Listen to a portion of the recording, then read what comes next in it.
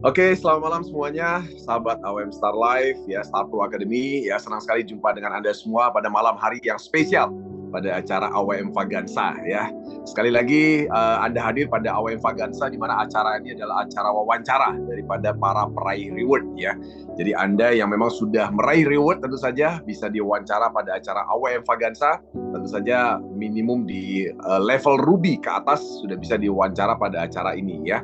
Oke, rekan-rekan sekalian, pada malam hari yang spesial ini tentu saja kita punya seorang bintang tamu ya. Dan ternyata bintang tamu kita ini dulunya adalah seorang Babinsa ya, Babinsa TNI AD ya. Jadi tentu saja beliau sudah hadir pada malam hari ini dan kesempatan kita semua untuk bisa bersama-sama lebih mengenal kepada sosok ini ya. Jadi kita ingin tahu bagaimana perjalanan beliau dalam perjalanan hidup, bagaimana bisa ada di AWM Star Life, bagaimana bisa mengenal AWM Star Life dan akhirnya bisa mencapai Ruby dan meraih Tour Vietnam bersama dengan AWM Star Life. Dan tentu saja apa yang menjadi motivasi, ya strategi dan juga bagaimana rencana atau visi ke depannya daripada guest speaker kita pada malam hari ini ya. Oke, kita langsung sambut. Speaker kita adalah Mr. Surasa. Ya, silakan Mr. Surasa. Bisa di-open microphone-nya. Selamat malam Pak Jun. Oke, selamat malam Mr. Surasa. Oke. Selamat malam teman-teman semua. Ya. Oke, Pak Surasa, apa kabar? Alhamdulillah sehat Pak Jun. Oke, baik. Pak Surasa ini tinggal di mana nih Pak Surasa? Saya tinggal di Lawang, Malang Pak Jun. Malang ya, oke, baik. Oke, teman-teman sekalian, Pak Surasa ini ternyata saya juga baru tahu adalah seorang Babinsa TNI ya. Nah, boleh cerita nih Pak, itu tahun berapa tuh Pak menjadi TNI? Atau sampai sama teman-teman tuh, silakan. Selamat malam teman-teman semua yang hadir di Zoom pada malam hari ini. Sebelumnya saya minta maaf mungkin ada salah kata ataupun tindakan ucapan. Yang penting intinya kita sharing di sini. Halo? Gangguan.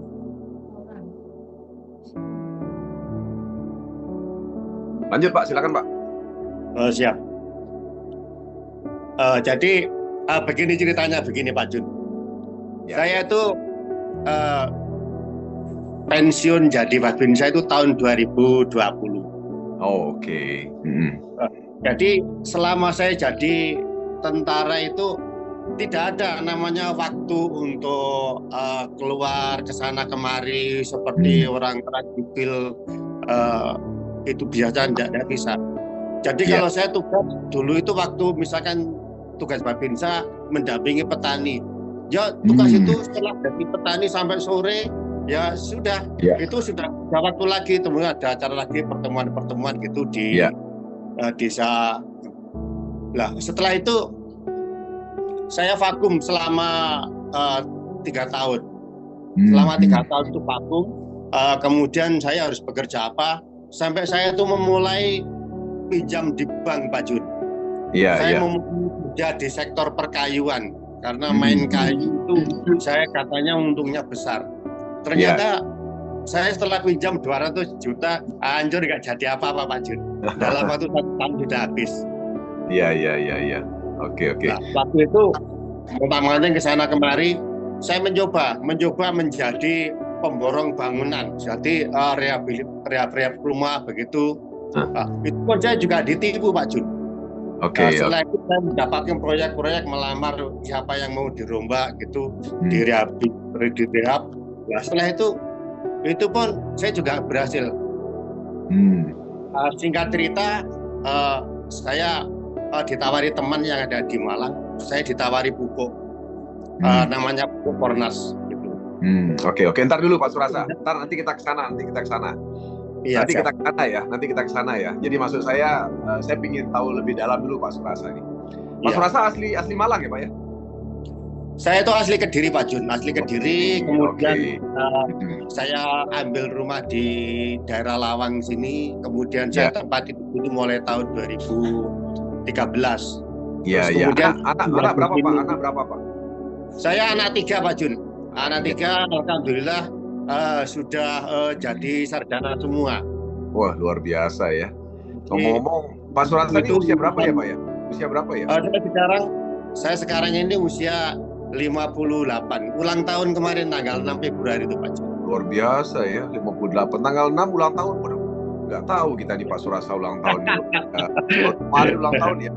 Waduh, selamat ulang tahun nih Pak ya. Semoga panjang umur, sehat selalu, diberi rezeki yang makin berlimpah. Amin, amin. Nggak tahu nih kemarin ulang tahun gitu kita rayain kemarin di Zoom padahal ketemu ya. Terima kasih sebelumnya Pak Jun. Ya, oke. Baik Pak Surasa, jadi itu tahun berapa jadinya masuk Babinsa itu? Dan ngomong-ngomong, ini banyak teman-teman kan nggak tahu tuh Pak. Terus terang saya sendiri juga nggak tahu tuh Pak, Babinsa itu gimana tuh Pak? Babinsa itu kok bisa memang khusus handle petani itu gimana itu Pak? Tidak Pak Jun. Jadi Babinsa itu tugasnya menyeluruh. Oke. Dari ideologi, politik, ekonomi, sosial, budaya, keamanan, Kepoleksos budaya kami dihandle oleh Babinsa. Oke. Makanya Babinsa itu harus dituntut terampil di masyarakat, kemudian betul-betul menjadi rohnya rakyat. Seorang TNI itu seperti itu. Jadi saya jadi militer itu full di situ, walaupun hidupnya sengsara Pak Jun. Pokoknya jadi tentara itu gak ada enaknya Pak Jun. Gitu ya. Terus untuk biaya-biaya anak itu yang banyak yang memuliakan anak saya itu semua koperasi Pak Jun. Oke. Jadi maksudnya minjem di koperasi gitu ya maksudnya ya? Iya, pokoknya waktunya bayar semester ya masuk ke koperasi dibayarkan. Jadi di kantor saya itu di Kodim waktu itu orang yang bebas utangnya tanpa batas itu cuma saya aja Pak Jun yang kata Bintara itu. Iya. Kalau saya batasi sekian. Kalau saya bebas karena anaknya 3 kuliah semua, yang 1 di ITS, yang nomor 2 di UNER, yang 1 di Malang. Oke. Tapi luar biasa kan sekarang udah selesai semua kan Pak? Alhamdulillah Pak Jun, sudah selesai semua, udah kerja semua Pak Jun. Wah luar biasa itu, walaupun tertatih-tatih tapi ternyata bisa selesai kuliah semua kan luar biasa Pak. Iya betul Pak Jun. Alhamdulillah Pak Jun. Iya. Tapi ngomong-ngomong, itu betul-betul waktu itu murni dari tentara saja atau memang Pak Surasa ini udah ada bisnis gitu Pak selama menjadi tentara? Tidak ada Pak Jun, saya yang murni jadi tentara itu. Kenapa? Tentara itu tidak ada untuk waktu kesempatan bisnis, apalagi ada seorang kecil seperti saya, seorang bintara gitu. Waktunya kan terus siang dan malam Pak Jun. Tugas pokok itu selalu ditempa seperti itu. Iya. Tapi luar biasanya anak bisa selesai kuliah itu luar biasa ya Pak ya. Alhamdulillah Pak Jun. Karena itu yang tidak gampang menyelesaikan dan sekarang udah kerja semua, udah tenang, berarti tinggal bulan madu aja ya Pak Surasa ya. Iya. Sebentar lagi ikut bulan madu ke Vietnam. Ke Vietnam. Iya, mantap. Jangan lupa istrinya harus dapat juga Pak kalau mau bulan madu, ya kan? Insya Allah dapat semua Pak Jun. Mantap. Oke. Jadi betul-betul Pak Surasa ini memang belum pernah bisnis sebelumnya ya Pak ya, selama jadi Babinsa ya? Belum pernah Pak Jun. Ya. Terus sorry, Babinsa tadi gimana Pak? Apa tugasnya Pak? Kok bisa akhirnya berhubungan dengan petani itu gimana? Seorang Babinsa itu adalah tugasnya itu kan menyeluruh tadi itu, mulai sektor ideologi, politik, ekonomi, sosial, budaya, dan pertahanan keamanan. Jadi sektor ekonomi terutama itu dikedepankan harus dipegang oleh militer. Sampai saat ini ketahanan pangan dan juga swasembada pangan dikendalikan oleh militer sampai sekarang ini Pak. Iya. Oke. Mungkin disinyalir mungkin masih dipercayalah untuk memegang pimpinan untuk ke arah sana itu seperti itu kira-kira. Iya. Oke, jadi memang yang di lapangan itu adalah Babinsa itu ya Pak ya, yang mungkin betul Pak Jun.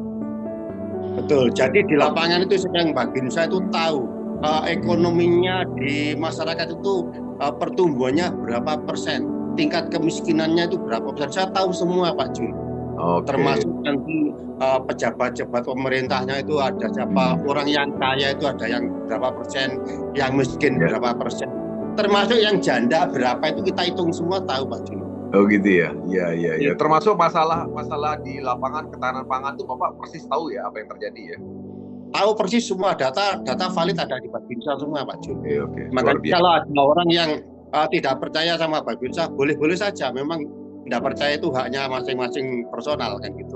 Iya, iya, iya. Oke, oke, oke. Nah, terus tahun 2020 tuh Pak Surasa ini pensiun dini atau memang pensiun, Pak? Pensiun. Waktu itu tahun 2020 itu saya usia 53, Pak Jun. Oh, 53 ya. 53 pensiun per Oke. per angka kelahiran saya per 6 Februari itu saya Oke. pensiun. Oh, berarti memang pensiun usia 53 ya, Pak ya? Ya, 53. Nah, terus kemudian selang dari 2020 sampai sekarang itu pas 58 itu ditambah 55 tahun. Oke, oke. Luar biasa ya. Teman-teman coba Anda lihat Pak Surasa emang kelihatan umur 58 kayaknya kok enggak ya. Alhamdulillah. Buat happy aja. Hah? Kenapa, Pak? Dibuat happy aja. Iya, itu dia rahasianya itu Pak Surasa ini happy terus soalnya. Ya, karena menurut saya dunia ini segala-galanya, Pak Jun. Iya, iya.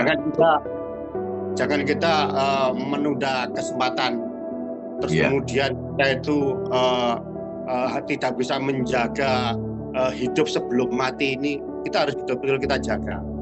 Iya, iya, iya. Karena kata Pak Ustadz itu kita tuh juga banyak dosa lah. Kemudian kita kalau usia masih produktif, kalau kita nggak segera untuk membangun kerajaan dunia menuju kerajaan akhirat, nanti kita sudah tidak ada kesempatan lagi, Pak Jun. Waktu kita sudah tiga, nanti besok atau lusa kita akan mati. Nah, kalau kita sekarang itu enak-enakan, ada kesempatan kita biarkan saja, wah ya ketinggalan kita. Iya, iya, iya. Oke, oke, luar biasa ya. Ntar nih saya mau baca komennya Pak Joko nih. Kayaknya katanya Pak Surasa kelihatan umur 30-an. Pak Joko. Pak Joko bisa aja Pak Joko. Nah, ini saya mau komen nih statement Pak Surasa yang barusan ya. Karena ada banyak orang yang punya pandangan yang agak berbeda dengan Pak Surasa gitu. Pandangan banyak berbeda itu gini. Banyak orang itu kan ketika kita bisnis, getol, mengejar bisnis di dunia gitu ya. Banyak orang yang bilang, kamu ngejar dunia doang gitu kan. Ngapain ngejar dunia, kejar itu akhirat gitu. Nah, menurut Pak Surasa pendapat begitu gimana? Itu pendapat yang salah Pak Jun. Menurut saya kurang tepat. Oke, gimana? Menurut Bapak gimana? Justru tujuan kita dunia mengejar ini kan kesempatan kita di dunia ini segala-galanya Pak Jun. Ya, saya begitu Pak Jun. Saya pernah dikasih tahu sama seorang ustadz. Ya. Kalau kamu sedang banyak masalah, kamu menderita, terus kamu dalam keadaan suntuk, pikiranmu kacau balau, kamu datang ke kuburan. Oke. Itu banyak jerit tangis orang yang sudah mati, itu memohon kepada Tuhannya, itu minta dihidupkan kembali walaupun sedetik saja Pak Jun. Iya, oke. Sedetik ini minta kesempatan untuk dia untuk berbagi kebaikan, untuk bersedekah, lah kemudian untuk meminta maaf kepada teman atau orang yang waktu itu mungkin terikat dosa dan lain sebagainya, terikat kesalahan, itu perlunya minta. Lah kalau kita masih produktif, masih ada waktu, nanti bisa bernapas. Oke, baik.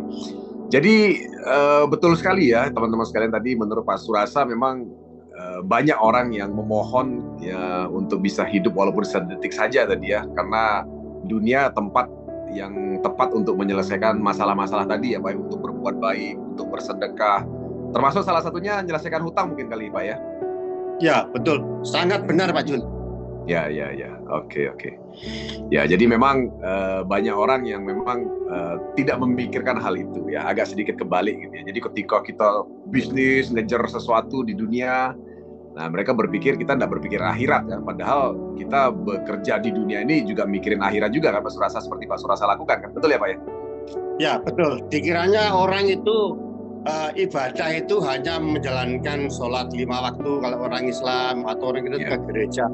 Tidak seperti itu Pak Jun.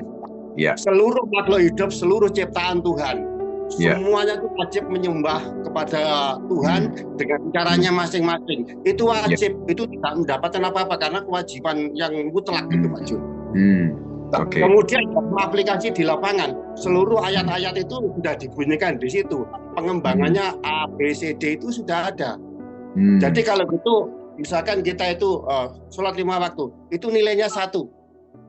Seperti yang disampaikan Pak Jun kapan hari, jasadnya otak kanan. Otak kanan itu kan dikendalikan oleh Tuhan Pak Jun. Ya betul. Sedangkan pola pikir kita, rencana kita cuma 20%, ada apanya? Nggak ada apa-apanya Pak Jun. Iya betul. Jadi kalau kita mendapat informasi kepada siapapun, kita tidak tahu informasi itu dari Tuhan apa dari siapa kan kita nggak tahu Pak Jun. Kemudian kita tolak, kemudian kita menghina orang itu, tidak bisa seperti itu Pak Jun. Saya selalu yakin, selalu optimis dalam menghadapi kehidupan ini semua atas kehendak Tuhan Pak Jun. Siapapun yang di depan saya, kalau saya seperti itu. Oke. Nah, sekarang ngomong-ngomong nih Pak, pada saat Bapak pensiun 2020 itu, Bapak betul-betul berarti tidak ada kegiatan sama sekali atau apa yang Bapak lakukan waktu 2020 sampai sebelum kenal AWM nih ceritanya ini? Ya, itu tidak ada kegiatan, saya harus bingung harus kemana gitu. Mau bisnis kita juga nggak punya duit, nggak punya modal, sedangkan usaha kan harus punya modal besar Pak Jun. Iya. Yang tadi itu saya pinjam di bank itu 200 juta. Jadi saya berikan sertifikat pensiun itu 200 juta waktu tahun 2020 itu Pak Jun. Saya tinggal di bidang kayu, katanya untungnya banyak, ternyata di situ belum ada setahun habis sudah. Iya. Jadi itu udah istilahnya SK pensiun Bapak gadekan untuk ngambil modal 200 juta, kemudian Bapak bisnis kayu gitu ya, dan akhirnya ludes gitu Pak ya?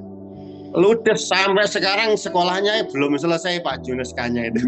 Luar biasa ya. Ya, itu ongkos sekolah yang lumayan mahal ya, ongkos sekolah. Iya, betul. Ya, jadi sejak itu berarti udah kapok berbisnis gitu Pak ya, atau udah nggak mau bisnis lagi atau gimana? Tidak Pak Jun, saya harus berpikir, harus usaha apa yang kira-kira untuk bisa mendapatkan hasil itu seperti apa kira-kira. Terus saya berbuat macam-macam. Saya sampai jadi itu aja, jadi pengobatan itu, jadi konsultan kesehatan. Jadi saya kan sedikit-sedikit bisa Pak Jun. Punya kemampuan di bidang supranatural gitu, walaupun sedikit itu ada pengalaman di bidang itu waktu saya dinas itu tak gunakan. Lumayan Pak Jun, dapat 50.000, 100.000 gitu, lumayan. Ya, luar biasa. Ngomong-ngomong sorry Pak, maksudnya supranatural gimana nih Pak Mas? Supranatural itu begini, ada orang sakit misalkan. Sakit kalau menurut saya Pak Jun, nomor satu itu yang sakit itu psikologinya, bukan sakit raganya. Oke, betul. Seperti itu. Jadi kalau orang sakit misalkan lemah kemudian nggak bangun-bangun, itu yang kita sembuhkan psikologinya dulu. Terkadang orangnya itu saya ajak cerita, saya motivasi dan lain sebagainya. Itu sembuh seketika ada Pak Jun juga. Iya. Saya yang lumpuh kemudian seketika waktu itu termotivasi omongan saya tadi, itu seketika sembuh ada Pak Jun, jauh-jauh juga orangnya. Luar biasa ya. Berarti dari sini saya tahu berarti Pak Surasa ini punya kemampuan hipnosis namanya teman-teman ya. Itu kemampuan hipnosis yang luar biasa. Hipnosis itu kemampuan mempengaruhi alam bawah sadar. Ya. Ya, insya Allah seperti itu. Ya. Oke. Memang betul sih Pak. Jadi memang kebanyakan orang itu sakit karena psikologis memang. Dan banyak orang yang tadinya tiba-tiba sakit terus datang ke dokter yang dia kagumi misalnya. Ketemu aja dokternya tiba-tiba udah sembuh ya, padahal belum dikasih apa-apa gitu. Banyak kayak gitu. Ya, betul sekali Pak Jun. Jadi terkadang masih dikasih tahu, begitu suruh diperiksa yang kedua, baru ketemu saja, baru disuguhi minum itu, dia sudah lupa kalau dia itu sakit. Akhirnya ngomong karena kemari nggak jadi diobati, nggak jadi saya obati Pak Jun. Iya. Nah terus gimana ceritanya kok bisa kenal AWM gitu? Nah, kenal AWM ini ya setengah lucu setengah tidak Pak Jun. Saya tuh dikasih tahu teman saya di Malang gitu, namanya Pak Toyo itu. Oke, Pak saya tidak percaya gitu. Dikasih pupuk itu legal apa ilegal, tak bilang begitu. Wah ini sudah ada sertifikat ininya, ada dari pemerintah, ada, orangnya tidak begitu jelas cara menyampaikannya. Tapi akhirnya saya terima saja Pak Jun. Oke. Produknya seperti apa, saya dikasih. Kemudian itu tak sampaikan kepada yang pengalaman di bidang pupuk organik, teman saya agen pupuk besar di Kediri sana. Tak sampaikan, ini ya apa ini pupuk ini, apakah ya kira-kira bagus kalau nanti kita diedarkan di masyarakat sini. Sama teman saya dijawab begini Pak Jun, pupuk gini tidak laku. Ah.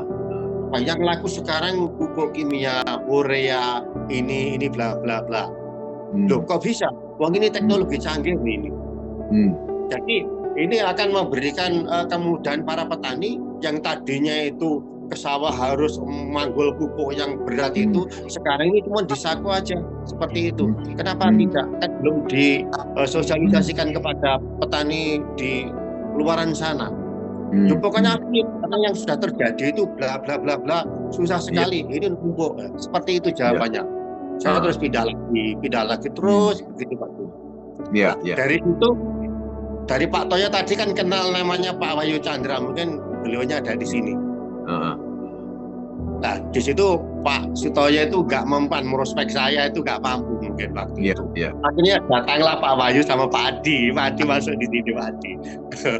Pak Adi datang ke rumah saya. Waktu itu daftarnya masih 1.200.000. Iya. Nanti kalau daftar sekarang katanya Mas Adi, sama tak kasih 1 paket free. Oke, masuk. Langsung KTP saya diminta. Dari situ saya berhenti diam. Selama kira-kira 1 bulan saya diamkan saja. Saya dikonek mulai dari Sumatera ujung, Sumatera Aceh sampai Kalimantan Timur, Kalimantan Selatan, Kalimantan Tengah, Kalimantan Barat. Teman-teman saya hubungi semua Pak Jun. Iya. Ini ada pupuk, saya punya pupuk, coba kamu aplikasi di sawitmu seperti apa. Tak kirimlah ke Kalimantan Tengah, ke Kalimantan Barat, ke Aceh, ke Riau, Pekanbaru. Sampai habis itu belum ada yang menjawab Pak Jun. Iya. Jadi produk itu berarti saya berapa box tuh Pak? Berapa box tuh Pak Bapak bagi-bagi Pak? Yang saya bagi-bagi itu banyak Pak Jun. Dari Mas Adi itu aja sudah 8 box itu. Waktu itu belum ada hasil treatment Pak Jun. Kirimkan ke Kalimantan Barat, ke Kalimantan Tengah. Itu karena yang di Kalimantan Barat itu katanya Pak Jun tidak ada reaksi apa-apa. Karena waktu itu di Kalimantan Barat itu sudah menggunakan produk lain. Nah, kemudian salah satu produk ini hanya diaplikasikan tidak detail seperti sekarang ini Pak Jun, ada treatment. Lah di situ dikumpulkan di sana juga reaksinya lamban Pak Jun. Itu Pak apa? Di tanaman apa itu katanya? Di tanaman sawit. Lah salah saya Pak Jun, salah saya mungkin saya baru tahu. Waktu itu kita aplikasi di musim kemarau Pak Jun. Musim kemarau cuma menggunakan pupuk vegetatif yang kuning sama generatif yang putih itu aja. Pupuk waktu itu treatment belum ada. Iya, oke. Karena gagal. Akhirnya saya waktu itu ada rapat asosiasi kelapa sawit seluruh Indonesia Pak Jun. Tempatnya di Jakarta. Ya. Dan Gajah Mada nomor 128. Waktu itu saya diundang ke sana untuk mempresentasikan pupuk ini. Saya datang ke sana Pak Jun di Jakarta. Saya sendirian datang. Ternyata apa? Waktunya sangat mepet sekali di sana. Terus waktunya padat untuk kegiatan Apkajindo itu dihadiri orang seluruh Indonesia. Saya cuma dikasih waktu itu cuma 30 menit Pak Jun. Iya. Saya paparkan secara singkat pupuk organik ini. Saya modal berani aja Pak Jun. Yang penting sama-sama manusia aja saya udah takut. Iya. Nah saya kan belum cukup materinya, cukup tak bawa itu aja lah gitu. Produknya tak bawa untuk sampel ke sana. Iya. Dari situ saya balik itu yang dari Kalimantan Barat minta sampel lagi Pak Jun. Tak kirimi lagi lah. Sorry. Tadi kan yang Kalimantan Barat itu katanya dia tidak bereaksi apa-apa, tapi kenapa dia minta sampel lagi? Dan yang saya ada jadi tanya, kenapa Pak? Temannya lagi akan mencoba. Setelah saya presentasikan di Jakarta itu ada temannya lagi yang ingin mencoba karena dia pengen tahu. Dia tuh sudah melihat kalau itu pupuk itu bagus gitu. Iya. Tapi ngomong-ngomong gini, Pak Surasa kan belum melihat buktinya pupuk ini kan. Artinya tadi kan yang Kalimantan Barat belum terbukti. Tapi kenapa Bapak seyakin itu Pak mempresentasikan di Jakarta itu Bapak kok yakin banget gitu maksud saya? Kan Bapak sendiri belum menemukan buktinya nih pupuk ini. Saya yakin aja Pak Jun, karena yang membuat pupuk ini bukan orang biasa, bukan orang SMA atau kelas perguruan sembarangan. Yang namanya saya sudah disampaikan bahwa ini lulusan Jepang, ini teknologi nano dari Jepang, ini sekolahnya sudah 13 tahun, Saya juga percaya Pak Jun, saya yakin. Karena apa? Anak saya juga sarjana semua, sudah tahu. Kalau saya tidak meyakini para tokoh-tokoh yang punya potensi ilmu yang tinggi, kalau saya nggak percaya, sama dengan saya nggak percaya dengan anak saya. Kalau saya seperti itu. Berarti memang gini, berarti saya nggak boleh tarik kesimpulan, berarti di awal itu kepercayaan Pak Surasa itu bukan berdasarkan bukti hasil ya, tapi berdasarkan kekuatan edifikasi daripada betul sendiri ya. Betul ya Pak ya? Betul. Berdasarkan dari kekuatan dari pikiran sang formulator tadi itu. Berarti apalagi di situ sudah tertulis di sertifikasi organik. Walaupun katanya waktu itu sertifikatnya belum keluar, itu tidak jadi masalah. Yang penting saya maju aja karena ini produk bagus. Intinya saya meyakini seperti itu. Oke. Dan semua yang datang ke rumah saya itu tidak ada yang namanya kebetulan, semua sudah diatur oleh Tuhan. Kalau saya seperti itu saya. Jadi saya yakin aja. Oke, sebentar teman-teman sekalian ya. Kita mendapatkan satu hal yang luar biasa nih dari seorang Pak Surasa ya. Jadi teman-teman sekalian, saya yakin dari pembicaraan kita tadi Anda sudah bisa menangkap beberapa kesimpulan penting mengenai seorang Pak Surasa ya. Yang pertama adalah Pak Surasa ini orangnya sangat positif, teman-teman. Anda dengar sendiri tadi ya. Beliau itu orang yang sangat positif dan beliau sangat percaya bahwa yang namanya rezeki ya kan, dan segala hal yang terjadi itu sumbernya dari pikiran kita. Makanya dia selalu bisa menjaga pikirannya selalu positif. Bahkan di saat dia menghadapi penolakan ya, dan sesuatu tadi yang belum berhasil, teman-teman dengar sendiri kan, pada saat percobaan perdananya di Kalimantan Barat sawit ternyata belum berhasil gitu kan. Nah tapi terus terang yang saya heran adalah dengan ketidakberhasilan itu beliau tuh masih yakin dengan Pornas, karena banyak yang ternyata tidak seperti Pak Surasa ya kan.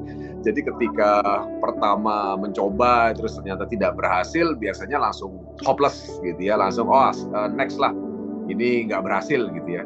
Nah lalu gimana Pak, kok bisa akhirnya Bapak seyakin sekarang nih? Bisa dilanjutkan ceritanya tadi yang ada temannya minta lagi. Namanya sudah keyakinan dari sejak awal Pak Jun.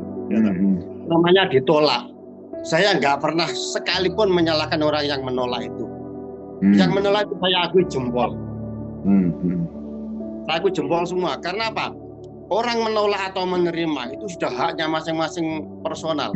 Dia menolak wajar karena dia belum paham teknologinya ini seperti apa, dan dia bukan yang pernah mengenali pupuk ini, bukan. Artinya kalau kita sudah dihadapkan orang ditolak, itu artinya bukan jodoh kita di situ oleh Tuhan. Yuk kita bergeser lagi.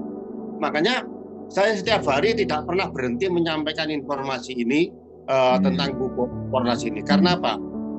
Saya pertama kali menyampaikan itu ragu-ragu Pak Jun.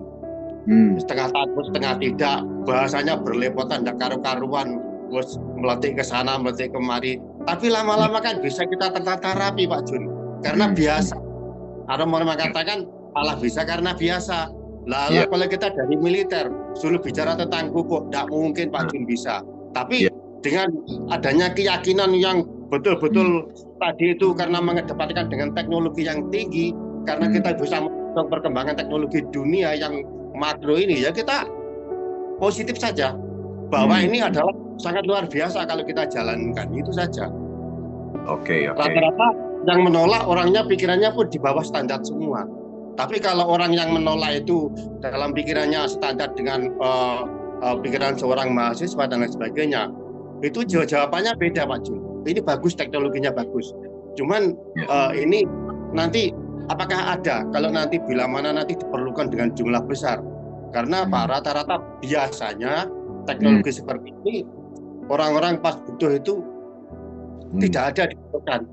Tapi jawaban saya beda Pak Jun mungkin dengan teman-teman yang lain. Ini adalah gerakan organik. Saya di sini bukan jualan pupuk. Saya bukan maklar pupuk. Ini saya pengembangan gerakan ekonomi dan juga gerakan organik nasional. Namanya gerakan, apalagi kita sudah diakui oleh pemerintah. Ya kita wajib maju Pak Jun. Gerakan ini adalah didampingi pemerintah, apalagi itu sudah ada legalitasnya semua. Jadi kalau teman-teman ragu masalah gerakan organik ini, ya sudah hilang. Kata-kata gerakan organik ini sudah dibuang oleh AWM, sudah pasti itu. Iya, iya. Karena dari pihak perusahaan sendiri meyakini bahwa gerakan ini akan sukses di sini, ya kita tinggal menduplikasikan saja. Saya maju terus Pak Jun. Iya, iya. Ke Pak Camat, ke kantor desa, ke kepala dinas di daerah, saya mengatakan itu organik. Kalau Anda tidak melakukan gerakan organik secara menyeluruh, artinya Anda akan membunuh warga negara Republik Indonesia. Saya terus biasaan bahasa militer Pak Jun. Jadi saya keras, tapi saya tidak ngomong kasar, tidak seperti itu. Ya, oke. Nah, selanjutnya gini Pak Surasa. Tadi kan Pak Surasa belum menemukan nih sesuatu yang membuat Pak Surasa yakin dengan produk ini. Gitu kan.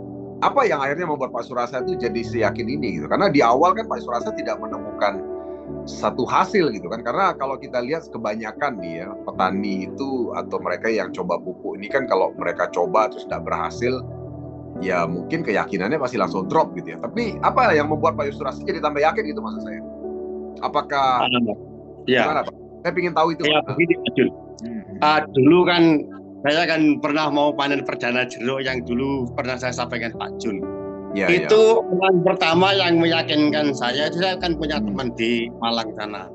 Dia tahunya saya kira dia ya peternak biasa. Tahunya dia punya kebun jeruk yang luas, kebun durian gitu. Nah, kebetulan jeruknya itu sudah mau dicabuti semua Pak Jun. Karena terkait usia, terus kemudian sudah mungkin ada 1 tahun lebih 1 tahun 3 bulan itu tidak buah ya. Sebagian daunnya sudah berundul semua tapi kondisi batangnya masih basah. Nah, kemudian waktu itu soil treatment masih sudah ada Pak Jun. Kita kasih tahu Pak, tolong jangan dicabuti dulu si jeruknya itu. Tolong aplikasikan ini murah kok. Ini satu paket cuma 5.700.000 waktu itu. Dia beli satu paket. Setelah membaca di label di temannya di boxnya itu, dia yakin Pak Jun.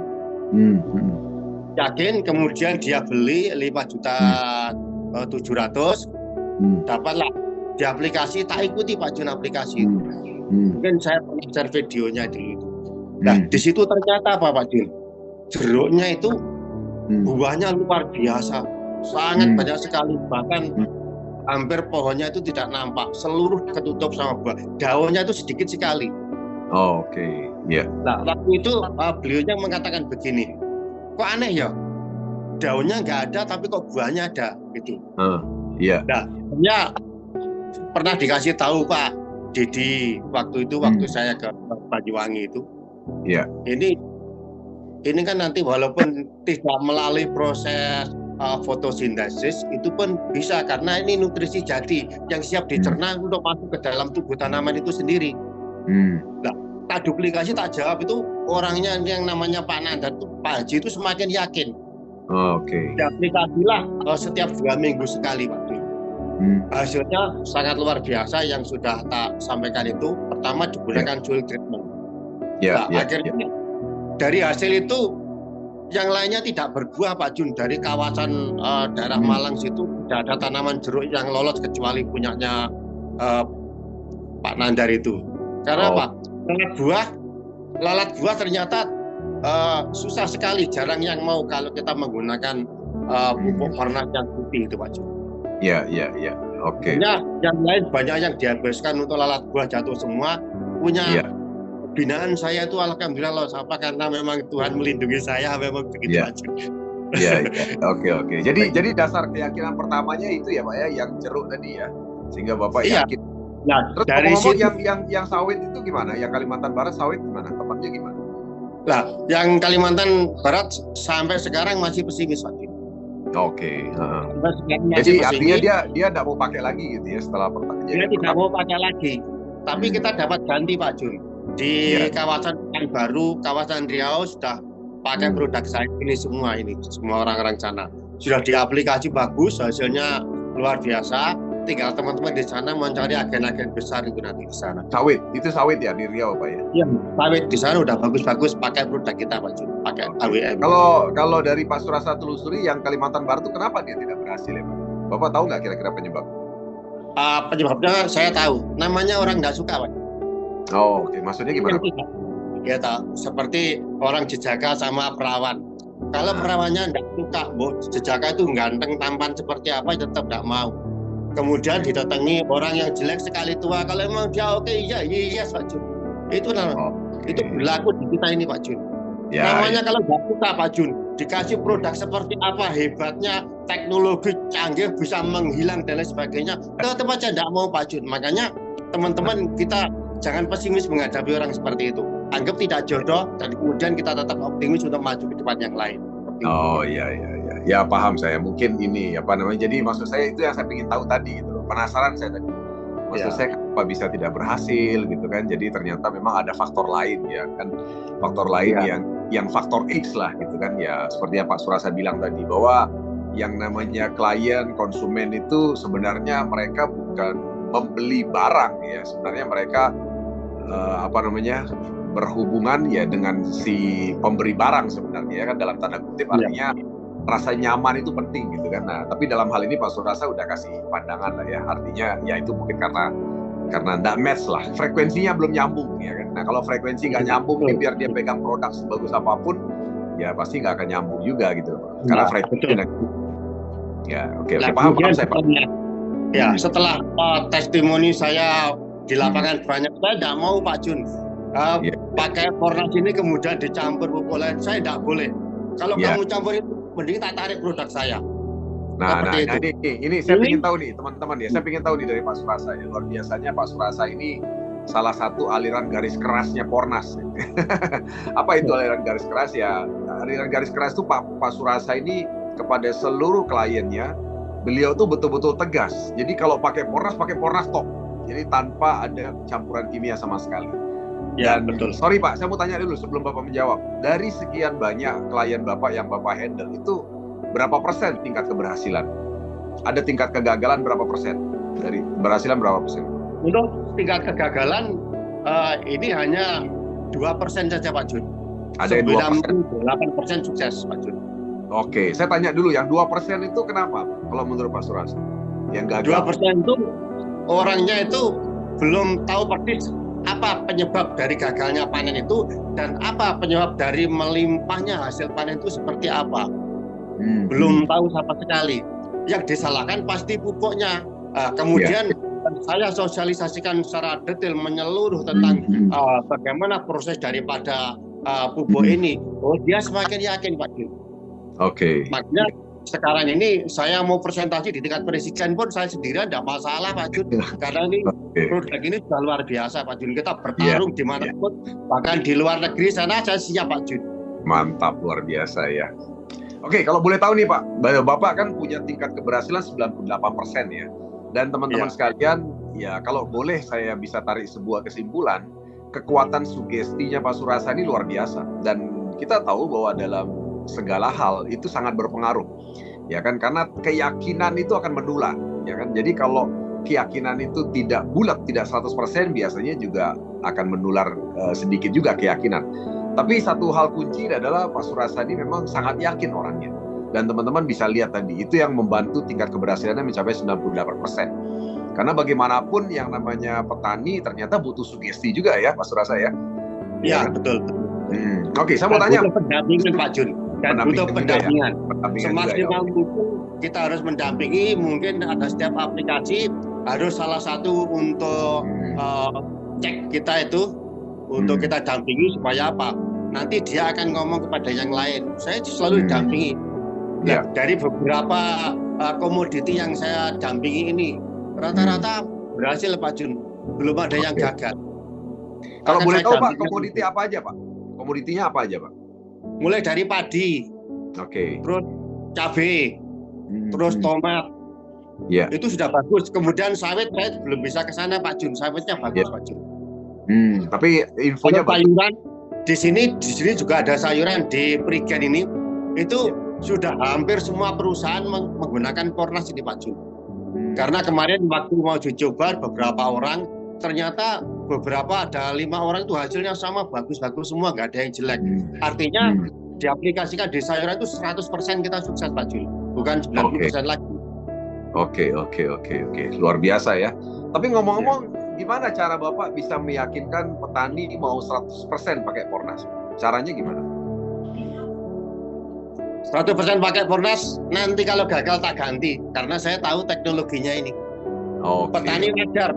Karena apa? Petani sekarang di desa-desa itu Pak Jun, banyak orang termasuk menawarkan pupuk yang abal-abal yang katanya teknologi bla bla bla dan lain sebagainya. Ternyata diaplikasikan gagal Pak Jun. Nah, dari situ kemarin yang terakhir saya aplikasi di tanaman tomat yang sekarang bagus, insya Allah berhasil Pak Jun itu. Di situ mulai kepala desa sampai anggota kelompok tani yang terbawah sekali, sama sekali tidak ada yang percaya Pak Jun. Akhirnya Pak Kades tak paksa, Pak Kepala Desa itu. Ini pokoknya bagus. Sampai gagal tak ganti 10 kali lipatnya ini. Ini harganya berapa? 3.100.000. Tak ganti 31 juta saya. Awal MOU di sini kita. Karena apa? Saya tahu teknologinya ini. Sudah saya sekolahkan kemana-mana, ke perusahaan ke agen-agen pupuk besar, ke insinyur pertanian. Saya kan punya teman banyak petani-petani gitu. Ini bagus ini teknologi sekarang. Terus kemudian saya tanyakan kepada anak-anak mahasiswa yang jurusan pertanian, itu maksudnya apa toh ini? Dijawab Pak, ini bagus Pak, ini Pak. Ini kalau diberikan, ini hanya tidak melalui akar saja, tapi melalui daun, batang. Ini sudah per 10 juta mili apa gitu, saya lupa Pak Jim. Pokoknya bagus. Bagaimana kalau ini nanti petani tidak tahu? Kalau petani tidak tahu, pokoknya diaplikasikan saja, kemudian sama tunggu kita jamin selesai masalah gitu. Ternyata benar, saya dampingi, kemudian saya bimbing bagaimana cara menyortir bibitnya, memilih bibitnya yang bagus itu bagaimana. Ternyata petani itu seluruhnya tidak ada yang tahu seperti itu Pak Jun. Makanya petani banyak yang gagal, kemudian hasilnya nggak maksimal. Insya Allah dengan kedatangan saya yang di sini, insya Allah petani memiliki hasil yang melimpah Pak Jun dengan hasilnya Pornas ini Pak Jun. Luar biasa ya teman-teman ya. Oke, silakan beri angka 1 teman-teman buat Pak Surasa ya, dengan mengetik kolom chat ya. Kita beri aplaus yang luar biasa buat Pak Surasa. Jadi teman-teman sekalian bisa lihat tadi bahwa ternyata memang kekuatan sugesti, keyakinan Pak Surasa Anda dengar sendiri itu yang membantu ya, dan membuat petani juga ikut tersugesti ya. Dan akhirnya mau menggunakan 100% Pornas, dan memang hasilnya 98% berhasil. Teman-teman dengar sendiri tadi ya, luar biasa ya. Oke, Pak Surasa. Jadi artinya Pak Surasa strategi mengembangkan bisnis ini adalah dengan langsung ketemu petani ya Pak ya. Bapak belum pernah secara online Pak, punya tim yang online? Yang online rata-rata mitra yang online juga banyak Pak Jun. Banyak juga ya, Banyak juga, karena apa? Begitu saya tahu saya sampaikan. Kalau saya sih biasa untuk pendampingan petani. Jadi saya kalau kesannya petani tahu bagaimana rasa dibohongi, bagaimana dengan ternyata menggunakan buku palsu. Tapi agen-agen yang sudah saya beritahu tentang teknologi ini, dia tidak mau, dia tidak apa-apa. Petani pun juga demikian. Saya memberikan sosialisasi kepada masing-masing kelompok tani, tak sampaikan.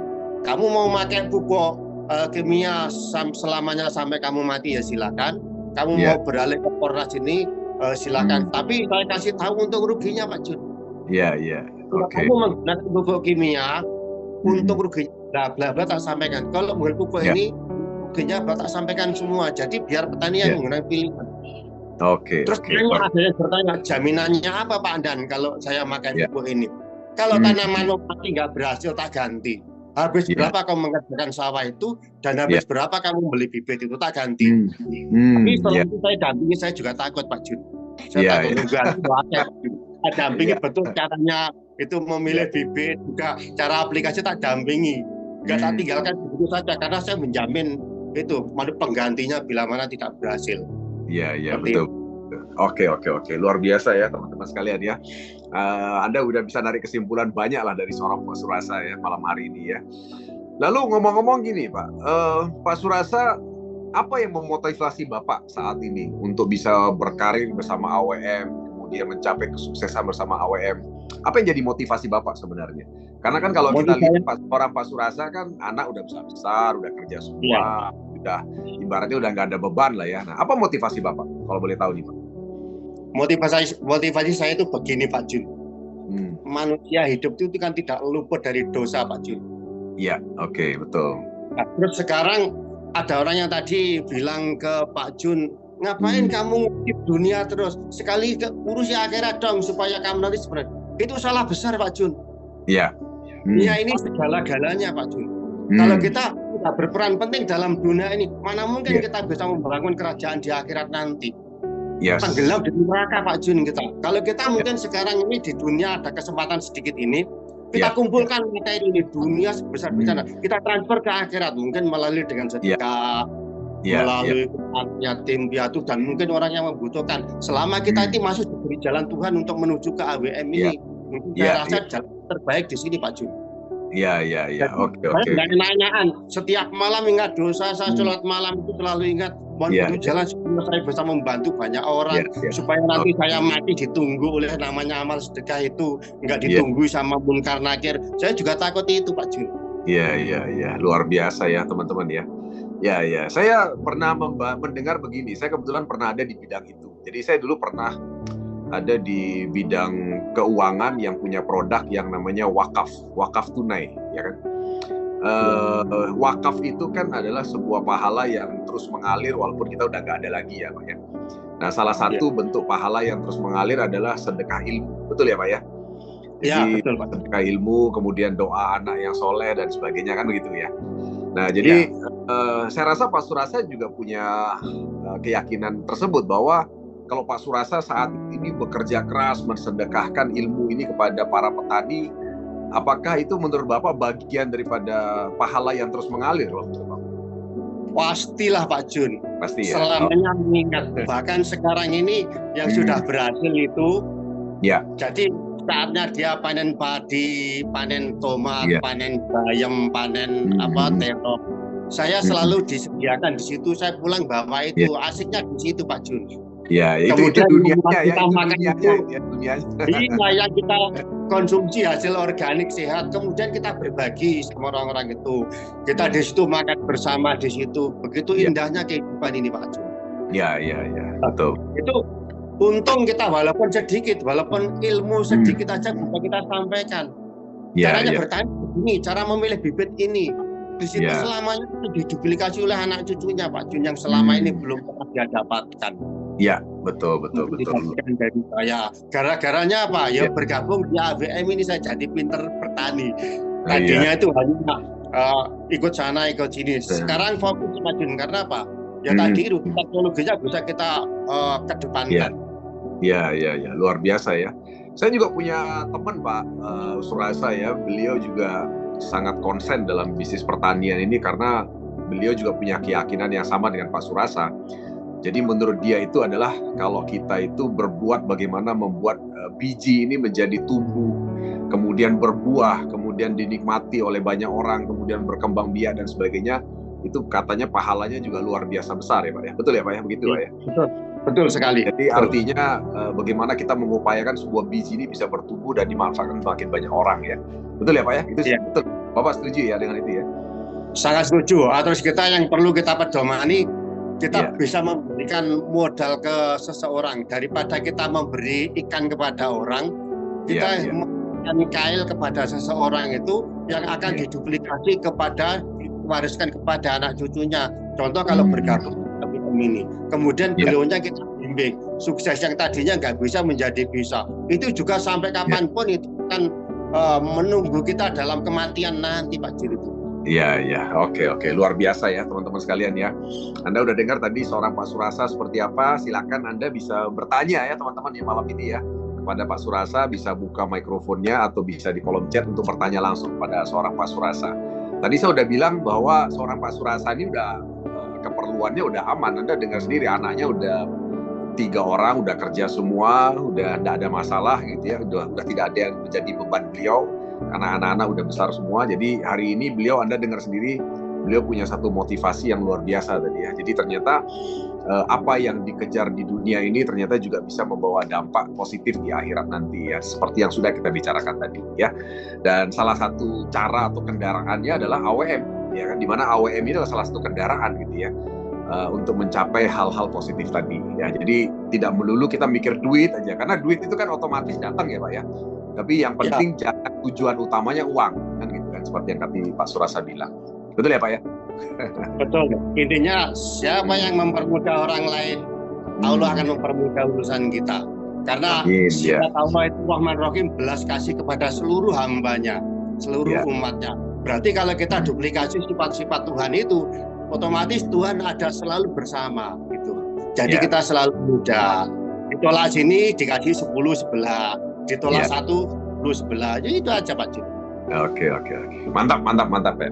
Oke, teman-teman sekalian, kita sudah sampai di penghujung acara kita. Ya, luar biasa sekali inspirasi kita pada malam hari ini dari seorang Pak Surasa, seorang mantan Babinsa TNI AD ya, yang belum pernah sama sekali di dunia pertanian, tapi hari ini betul-betul getol ya, betul-betul turun langsung dan punya tingkat keyakinan yang sangat tinggi terhadap produk ini dan bagaimana strategi pertanian organik yang sudah kita terapkan. Dan beliau tadi Anda dengar sendiri, beliau memberikan ilmunya tanpa tedeng aling-aling, dengan keyakinan tinggi, tentunya dengan tujuan yang sangat bagus, yaitu bagaimana bisa mensugesti secara positif para petani untuk mereka juga mau beralih kepada yang namanya organik. Dan ingat, tapi bukan menjerumuskan ya, tapi betul-betul memberi panduan, membimbing agar hasilnya juga sesuai positif, seperti yang diharapkan ya. Dan ternyata dampaknya luar biasa teman-teman. Dengar sendiri tadi, 98% keberhasilannya. Padahal kalau kita lihat secara umum memang selalu ada tingkat ketidakberhasilan itu rata-rata 10%. Ada human error 10% itu ada Pak Surasa. Kalau pengalaman saya ya, artinya 10% itu ada faktor-faktor lain. Tapi luar biasa, dari kalau tingkat kegagalan 2% itu berarti luar biasa. Bahwa ternyata faktor dan kekuatan sugesti dari seorang Pak Surasa memang membantu tingkat keberhasilan itu meningkat mencapai 98% ya. Karena selama ini yang pengalaman saya memang ada yang namanya tingkat human error itu ada sekitar 10%. Ya, jadi artinya ada yang mengalami belum berhasil dengan tingkat 10%, baik di produk pertanian maupun produk medis herbal, itu pasti ada. Ya, artinya ada hal-hal lain, faktor lain yang membuat mungkin belum cocok atau sebagainya ya. Tapi dengan tingkat sugesti yang dimiliki oleh Pak Surasa, dan tentunya teman-teman bisa meniru apa yang dilakukan oleh Pak Surasa, ternyata tingkat keberhasilan jadi meningkat menjadi 98% peningkatannya ya, tingkat keberhasilannya ya. Oke, baik teman-teman sekalian, silakan Anda bisa bertanya kepada Pak Surasa, bisa dibuka mikrofonnya ya kan, atau bisa langsung di kolom chat jika ingin bertanya sesuatu kepada Pak Surasa ya kan. Dan tentu saja yang terakhir saya ingin tanya strategi nih Pak, strategi Pak Surasa nih dalam membangun tim. Apa yang Pak Surasa lakukan dalam membangun tim? Kalau boleh tahu sekarang Pak Surasa ini sudah ada berapa tim Pak? Berapa di under Pak Surasa? Ada berapa orang? Ada di atas 100 sudah. Di atas 100 ya, luar biasa ya. Kalau nggak salah Bu Haji Surmayanti yang Jakarta juga Pak Surasa ya? Dari Pak Surasa. Iya, betul Pak. Luar biasa. Itu ngomong-ngomong kok bisa ada di Jakarta, itu gimana itu? Itu waktu saya memberikan presentasi di Grand Paragon Hotel kepada Asosiasi Kelapa Sawit seluruh Indonesia.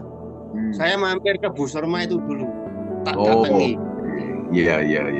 Jadi kalau saya singgah di suatu tempat, yang saya datangi itu mitra-mitra saya dulu. Saya pengen lihat seperti apa kondisinya itu seperti apa. Jadi kalau saya nanti ngomong itu tepat sasaran gitu. Oke. Jadi intinya kalau ke depan kalau mengaplikasikan ini, kita cari orang-orang yang betul-betul pro dengan kita Pak Jun. Dalam saya memberikan sosialisasi kepada petani, walaupun semuanya membenci dari produk ini, pasti ada satu saja orang yang mencintai kita Pak Jun. Orang itulah mengaplikasikan nanti Pak Jun. Iya, betul. Ya, dalam hal ini kita butuh minimal 2 Pak, yang mencintai kita butuh minimal 2. Satu cinta aja sudah sangat luar biasa Pak Jun, bangkit gairah hidup ini. Ya, betul. Luar biasa ya. Itu kelompok tani 60 orang. 60 orang itu menolak. Tapi nanti di belakang itu ada, Pak, saya boleh mencoba. Lah itulah cinta kita ada di situ. Karena apa Pak Jun? Tanaman itu bisa bicara Pak Jun. Orang itu benci dengan pupuk ini, memberikan itu ikhlas apa tanaman itu tahu tanaman itu akan mati. Dan bila mana kita mencintai tanaman itu akan tumbuh subur Pak Jun. Insya Allah bisa kok berinteraksi dengan tanaman itu Pak Jun. Oke, luar biasa ya, mantap, dahsyat. Jadi kekuatan cinta juga penting sekali ternyata ya dalam bertani, ya. Dalam membangun bisnis juga penting kan kekuatan cinta ya Pak Surasa. Betul. Kalau membangun bisnis kita kedepankan kita membangun jiwanya dulu Pak Jun. Orang itu kalau jiwanya sudah terbangun, walaupun ekonominya porak-poranda, jiwanya sudah kita bangun, kemudian kita yakin dengan orang yakin dengan kita. Itu kalau kita ngomong A, dia juga A, ngomong B. Tapi di mitra saya banyak Pak Jun yang tidak mau merendahkan hatinya, yang tidak mau menghilangkan egoisnya, banyak Pak Jun. Tapi biarlah, tidak apa-apa. Itu untuk sebagai pedoman kita berjalan. Kalau kita tanpa orang seperti itu, kita tidak bisa menerima ilmu namanya ilmu bijaksana. Ilmu bijaksana itu kalau ada orang egois, kita biasa-biasa saja Pak Jun. Kalau ada orang mencintai kita, ya sudah seperti itu, sudah layaknya itu aja biasa. Tidak usah pakai emosi, tidak perlu, karena itu sudah digariskan oleh Tuhannya masing-masing. Oke. Mantap. Baik teman-teman sekalian ya, luar biasa sekali sharing dari Pak Surasa malam hari ini ya. Dan nah ini Pak Bu Haji Surma ya, jiwaku dibangunkan Komandan Surasa. Luar biasa nih Bu Haji Surma. Mantap, terima kasih Bu Surma. Betul. Memang itu yang paling penting, itu membangun jiwa. Karena kalau udah jiwa udah terbangun, maka ada dalam kondisi apapun seperti yang Pak Surasa bilang, maka jiwanya akan kuat gitu ya. Itu yang penting ya kan. Tapi yang jelas adalah visi misinya dulu clear gitu kan. Nah, tadi kita udah dengar seorang Pak Surasa ini punya visi misi itu clear banget teman-teman sekalian. Anda udah dengar visi misinya. Nah, kalau visi misi kayak gitu itu udah nggak bisa dipatahkan oleh apapun gitu kan. Karena visi misinya udah tidak berbicara mengenai uang. Betul kan? Tadi Anda dengar kan visi misi seorang Pak Surasa. Artinya bagaimana dia bisa membawa manfaat buat banyak orang, ya, memberikan ilmu kepada orang lain dan sebagainya. Itu adalah sebuah visi misi yang tidak bisa diukur dengan uang, ya kan? Dan saya yakin kita sampaikan Pak Jun. Oke, silakan. Saya lagi begini. Di dalam lagu Indonesia Raya itu untuk menyatukan seluruh bangsa Indonesia Raya. Iya. Di situ ada kalimat yang berbunyi, bangunlah jiwanya, bangunlah badannya untuk Indonesia Raya. Itu maksudnya kita bangun jiwanya dulu. Persatuan dan kesatuan dulu antar individu itu seperti apa? Bisa nggak menjaga kekompakan, menghormati satu sama lain. Kalau kita sudah legowo, saling menyadari, kita berbisnis kalau mau menjual AWM satu hari satu kontainer itu bisa Pak Ji. Iya. Karena apa? Satu sama lain sudah satu visi misi. Iya. Tapi kalau di sana kemari ada orang bawa pupuk Fordas, apa itu? Itu namanya jiwanya belum kita bangun. Kita datang yang itu kita bangun begini loh bro, ini begini. Lah daripada kamu lontang-lantung begitu, saya itu presidennya Fordas kok kamu lontang-lantung begitu kok mau macam-macam, gitu aja intinya. Iya. Oke. Mantap. Baik. Oke, luar biasa ya teman-teman sekalian ya. Dari Pak Surasa yang dahsyat luar biasa. Itu Bu Merlina Chong sambil senyum-senyum itu, sambil bedaan sambil senyum-senyum tuh ngelihat. Bu Merlina Chong ya, Bu Merlina Chong. Oke, baik. Teman-teman sekalian, silakan Anda mau bertanya kepada Pak Surasa ya. Kalau tidak ada pertanyaan buat Pak Surasa, mungkin kita bisa akhiri. Mungkin ada sedikit pesan Pak Surasa buat teman-teman AWM seluruh Indonesia, apa yang mereka harus lakukan dan jiwa seperti apa yang harus mereka bangun nih Pak. Silakan Pak untuk penutup nih Pak. Ya, pesan saya kepada teman-teman, lakukan ini secepatnya. Karena kita cuma ada kesempatan 3 waktu. Nanti besok bisa kita mati. Jadi kalau alasanmu hanya karena kamu tidak bisa, kamu ingat bahwa kita sama-sama lahir tanpa sehelai benang. Kamu dulu bicara, disuapi makan juga dilatih sama ibumu. Sekarang mengapa kalau kamu tidak bicara di Pornas ini hanya gara-gara alasan tidak bisa berkata apa-apa? Mengapa kamu tidak tanya saya, tanya Pak Jun, tanya Pak Didia Dianto, tanya Pak Andi Waldi, ada Pak Adi, ada Pak Wahyu. Mengapa tidak kau lakukan itu? Itu namanya kalian tidak bisa menghilangkan kesombonganmu. Ingat, 3 waktu tadi ingat. Kunci kata-kata itu, bahwa dosa kita semakin banyak, ke depan semakin banyak. Kita tidak melakukan apa-apa, kita tetap berdosa. Kumpulkan dunia ini, kita transfer ke akhirat nanti. Itu baru namanya omonganmu tadi salah semua. Kedepankan akhirat, fokus akhirat. Tapi duniamu mana? Kamu masih mikir utang, mikir pinjaman BRI, mikir BCA dan lain sebagainya. Tapi bisakah kamu bersedekah kalau nggak kamu pikirkan itu? Ingat 3 waktu tadi itu. Besok kita akan mati. Ayo, lakukan sebaik mungkin. Belajar. Kalau kamu tidak bisa berlari, berjalanlah. Kalau tidak bisa berjalan, merangkaklah kamu. Yang penting berjalan tanpa henti. Begitu Pak Jun, terima kasih. Mantap, dahsyat. Oke, luar biasa ya teman-teman sekalian ya. Oke, Bu Hanin juga ini luar biasa. Bu Hanin ini timnya Pak Surasa juga, Bu Hanin ya? Oh bukan. Ya, oh bukan. Oh, tapi kan timnya Pak Surasa, Bu. Sering kontak aja, suka. Sering kontak ya. Oke. Untuk teman-teman silakan mau sharing, mau bagaimana ke depan untuk yang tadi tak sampaikan, membangun jiwa, membangun diri dan lain sebagainya, silakan. Buka untuk siapa saja.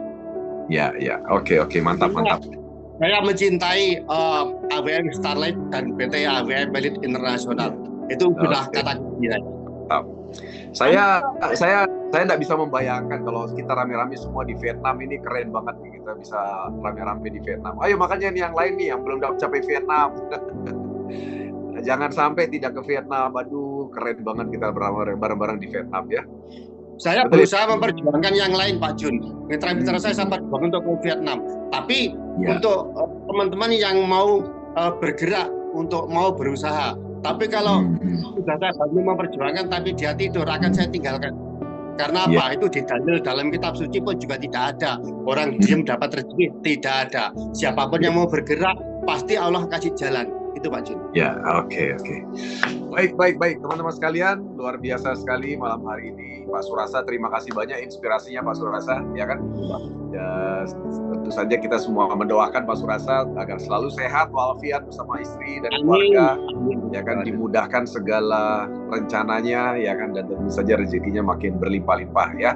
Dan semoga Zoom ini kita terekam dan akan selalu didengarkan di seluruh Indonesia dan teman-teman di belahan negara lain, dan semoga bisa menjadi pahala juga buat Pak Surasa dan keluarga ya.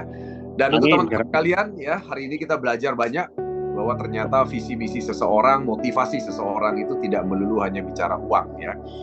Uang itu akan mengikuti dengan sendirinya. Namun ketika kita sudah punya visi misi yang jelas, clear ya kan, maka kita akan berbuat dengan keyakinan, dan keyakinan itu menular ya. Dan kabar baiknya kalau keyakinan sudah menular, maka dengan sendirinya bisnis akan makin dahsyat luar biasa ya.